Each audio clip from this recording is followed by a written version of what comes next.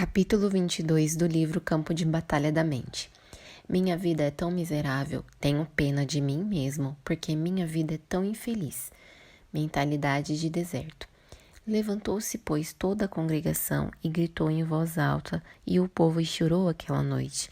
Todos os filhos de Israel murmuraram e lamentaram. Números 14, versículo 1 e 2. Os israelitas se sentiam extremamente com pena deles mesmos. Cada dificuldade se tornava uma nova desculpa para se afundarem em autopiedade. Lembro-me do que o Senhor me falou durante uma das minhas festas de autopiedade. Ele disse: Joyce, você pode ser lamentável, cheia de poder, mas você não pode ser as duas coisas. Este é um capítulo pelo qual não quero passar rapidamente e vitalmente importante entender que não podemos acolher certos demônios de autopiedade e também andar no poder de Deus. Consolem-se e edifiquem-se uns aos outros. Consolai-vos, admoestai-vos e exortai-vos, pois, uns aos outros, e edificai-vos reciprocamente, como também estáis fazendo. 1 Tessalonicenses, capítulo 5, versículo 11. Foi-me difícil abrir mão da pena. Eu a havia usado por muitos anos para confortar quando eu estava sofrendo. No instante em que alguém nos fere, em que experimentamos desapontamento, o diabo nomeia um demônio para nos cochichar mentiras sobre como fomos maltratados, cruel e injustamente. Tudo o que você precisa fazer é ouvir os pensamentos se precipitando em sua mente durante tais ocasiões e perceberá rapidamente como o inimigo usa a autopiedade para nos manter em escravidão. A Bíblia, entretanto, não nos dá liberdade para sentir pena de nós mesmos. Em vez disso, devemos encorajar e edificar uns aos outros no Senhor. Há um dom verdadeiro de compaixão, que é ter piedade divina por aqueles que estão sofrendo e gastar nossa vida aliviando o sofrimento deles.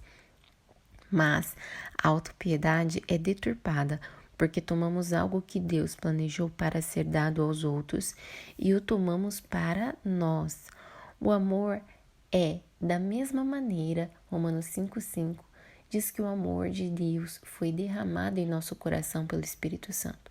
Ele fez isso para que pudéssemos saber quanto Deus nos amou e para que sejamos capazes de amar os outros. Quando tomamos o amor de Deus, que deve ser distribuído, e o tomamos para nós mesmos, estamos sendo egoístas, o que, na verdade, nos destrói. Autopiedade é idolatria. Voltarmos-nos para nós mesmos, concentrarmos em nós e os nossos sentimentos apenas, nos faz cientes do nosso próprio eu e das nossas próprias necessidades e interesses. E essa é certamente uma forma mesquinha de viver. Pense nos outros. Não tenha cada um em vista o que é propriamente seu interesse, senão também cada qual o que é interesse dos outros. Filipenses 2:4. Recentemente, um dos nossos compromissos de palestras foi cancelado inesperadamente. Era o que eu estava aguardando com mais interesse e inicialmente fiquei um pouco desapontada. Houve um tempo em que um incidente como esse teria me tirado em uma crise de autopiedade, crítica e julgamento de outra parte e todos os tipos de pensamentos e ações negativos. Tenho desde então aprendido a, nesse tipo de situação, simplesmente ficar quieta. É melhor não dizer nada do que dizer coisa errada. Quando eu me sentei silenciosamente, Deus começou a me mostrar a situação do ponto de vista das outras pessoas envolvidas.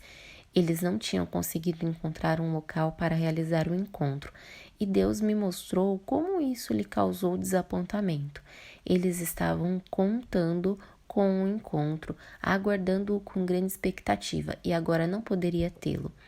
É surpreendente como podemos nos manter fora da autopiedade se olhamos para o lado da outra pessoa e não apenas para o nosso. A autopiedade é alimentada ao pensarmos apenas em nós e ninguém mais. Nós literalmente exaurimos-nos algumas vezes tentando ganhar a simpatia. Sim, a autopiedade é a maior armadilha e um dos instrumentos favoritos de Satanás para nos manter no deserto. Se não formos cuidadosos, poderemos, na verdade, nos tornar viciados nela. Um vício é alguma coisa feita como resposta automática a algum estímulo, um padrão de comportamento aprendido que se tornou habitual. Quanto tempo você gasta em autopiedade? Como você responde aos seus desapontamentos? Um cristão tem o privilégio raro quando experimenta desapontamento, ele pode ser reapontado, isso é, redirecionado. Com Deus, há sempre um novo começo à disposição. A autopiedade, entretanto, nos mantém presos ao passado. Ceda e deixe Deus agir. Não vos lembreis das coisas passadas, nem considereis as antigas. Eis que faço nova, que está saindo à luz. Porventura não o percebeis?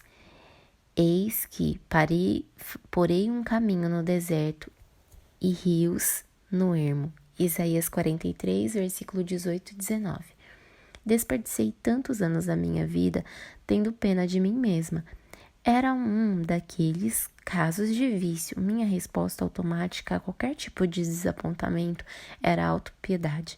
Satanás imediatamente enchia minha mente com pensamentos errados e, sem saber como pensar sobre o que estava pensando, eu simplesmente pensava em qualquer coisa que vinha à minha cabeça.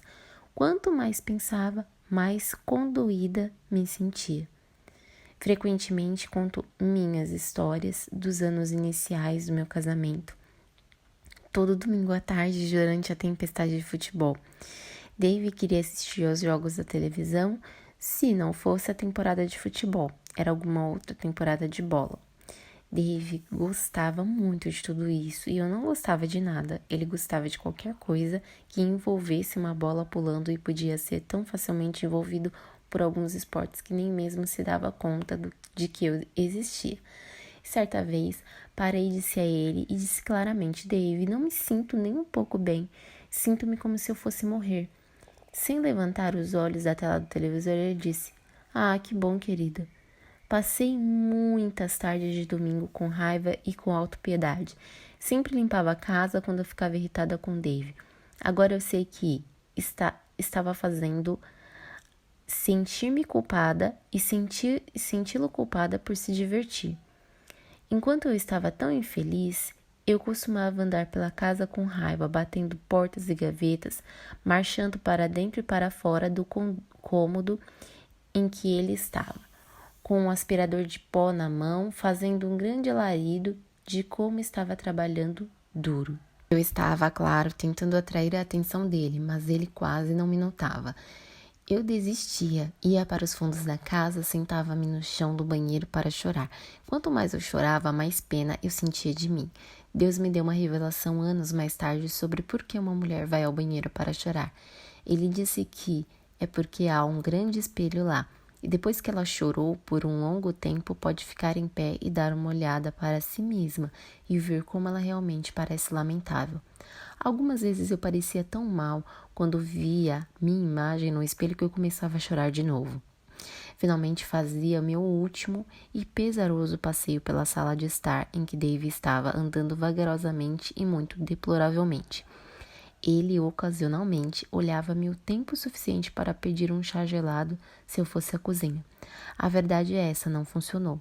Exauriu-me emocionalmente, frequentemente acabando por me sentir fisicamente doente por causa de todas as emoções erradas que havia experimentado durante o dia. Deus não vai libertá-lo pela própria mão, mas pela mão dele.